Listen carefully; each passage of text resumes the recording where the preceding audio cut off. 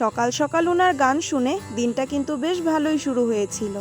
তারপর দুপুরবেলাতে দিদি পান্না করেছিল, আর সেই সবই প্রসাদ দেখো রান্না করে নিয়ে এসেছিল।